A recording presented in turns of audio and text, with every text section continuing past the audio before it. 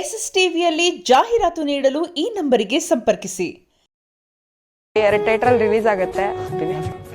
Lakshmi talkies ಇದೆ.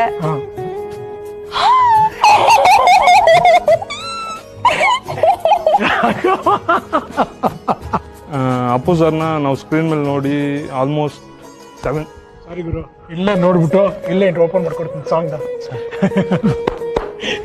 ಯಾಕೆ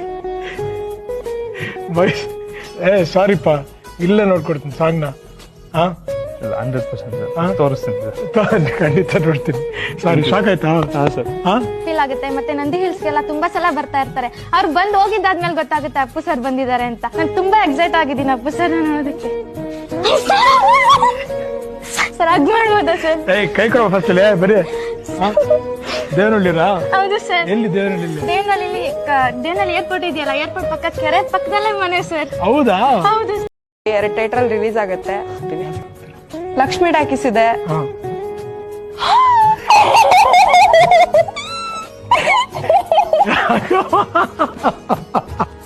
ಅಪ್ಪು ಸರ್ನ ನಾವು ಸ್ಕ್ರೀನ್ ಮೇಲೆ ನೋಡಿ ಆಲ್ಮೋಸ್ಟ್ 7. ಸಾರಿ ಗುರು, ಇಲ್ಲೇ ನೋಡ್ಬಿಟ್ಟು ಇಲ್ಲೇ ಓಪನ್ ಮಾಡ್ಕೊಡ್ತೀನಿ ಸಾಂಗ್ನ. ಯಾಕೆ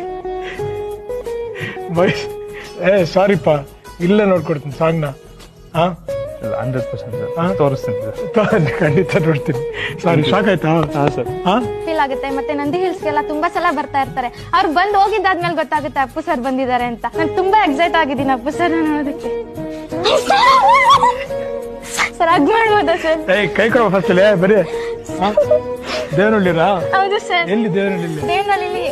ದೇವನಹಳ್ಳಿ ಏರ್ಪೋರ್ಟ್ ಇದೆಯಲ್ಲ, ಏರ್ಪೋರ್ಟ್ ಪಕ್ಕ ಕೆರೆ ಪಕ್ಕದಲ್ಲೇ ಮನೆ ಸರ್. ಹೌದಾ? ಹೌದು ಸರ್. ನಾವು ಬನಟ್ಟಿಯಲ್ಲಿ ವೈಭವ್ ಥಿಯೇಟರ್ ಸಿನಿಮಾ ನೋಡ್ತೀವಿ. ಅಪ್ಪು ಸರ್.